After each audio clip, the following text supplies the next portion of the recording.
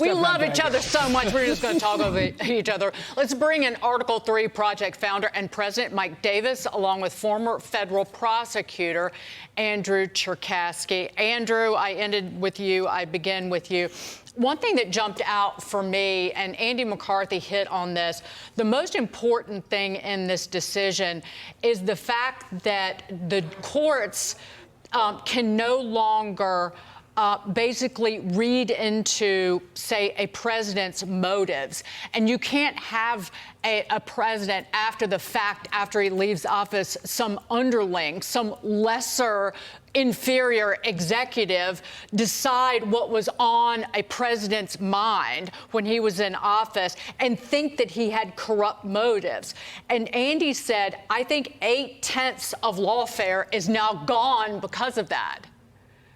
Yeah, I think that the importance of today's decision really talks about the idea of the integrity of the executive, what it means to be the president of the United States and the deference that's given to that position. You bring out a great point that was a bit more nuanced in the decision, the idea that prosecutors will not be able to look into the motives of the president when analyzing whether his acts were or were not within the official scope of the presidency. There's also some other language in there that talks about the idea that they can't look into the personal papers or testimony of not only the president himself, but also the advisors to the president. So I think that's going to be a remarkable kind of piece of all of this as they try to unravel it, as I'm sure Jack Smith will try to bring back at least some of these charges. That fight for immunity, he is going to be prevented from bringing in some of that evidence that would have potentially helped him prove that this was outside the scope of the presidency and could very well mean that the court doesn't have sufficient evidence in order to determine that he can still be prosecuted. So this is a big win for Trump today, and I think will continue to be a win as this progresses through additional litigation. So, Mike, were you surprised about this ruling? Because it seems like most, fair lawyers who looked at what the court was going to do are going to go, listen, you're president and you're taking official action, you're going to get immunity. If you step outside of that official action and you do private things, you can be prosecuted criminally. Were you surprised by this ruling? I was not surprised, and I would say this. You have federal judges who are immune both civilly and criminally for their official acts. Members of Congress are immune civilly and criminally for their official acts. Why the heck would the President of the United States not be immune from both civil and criminal prosecution? The Supreme Court established 40 years ago in the Nixon case that presidents are immune from civil prosecution. The Supreme Court has never had to decide about criminal prosecution for the president because we've never had a former president charged until President Biden and Merrick Garland brought this unprecedented lawfare and election interference against President Trump. I want to move on to this. Unsurprisingly, the Democrats are completely unhinged over the Supreme Court's immunity ruling. New York Congresswoman Alexandria Ocasio-Cortez posting on X saying that the court has become, quote, consumed by a corruption crisis, and she intends on filing articles of impeachment upon lawmakers' return to Congress. Articles of impeachment against the Supreme Court. This from the woman who has a degree in economics but doesn't know how the unemployment rate is calculated, Andrew Cherkasky. They are unhinged.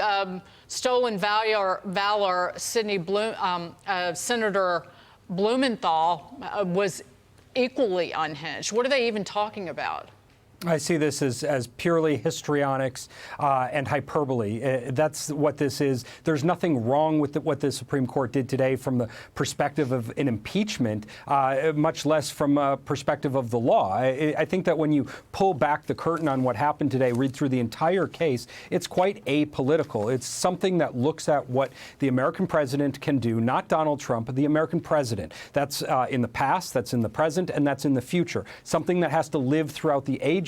And when you dig deep, it's not as though they declared that the president can never be prosecuted. They have different categories that they're putting this into. This is something that I think that when you look at it from an apolitical perspective, presidents from both sides of the aisle enjoy immunity at this point, but not to the fullest extent that some out there have argued, including former President Trump. So the court took kind of a middle-of-the-road approach, sending this back down to the district court, not taking it the entire way that they could have. So Alexandria Ocasio-Cortez, I think, way overblown on this one. Way overblown. And again, you look at it in a non-political fashion, that's wonderful, but AOC, the liberal media, other Democrats are political and they're chastising the court. I wonder if that sends a message to Jack Smith, Mike. And he's got cover if he wants to try to pick this thing apart and continue with this prosecution of Donald Trump. What does Jack Smith do moving forward?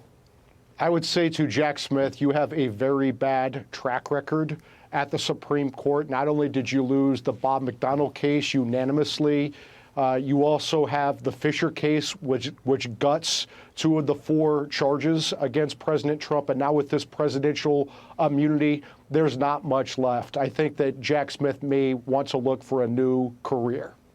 That'd be great. I hope he takes your advice on that. Mike and Andrew, thanks for being with us. We appreciate your legal analysis.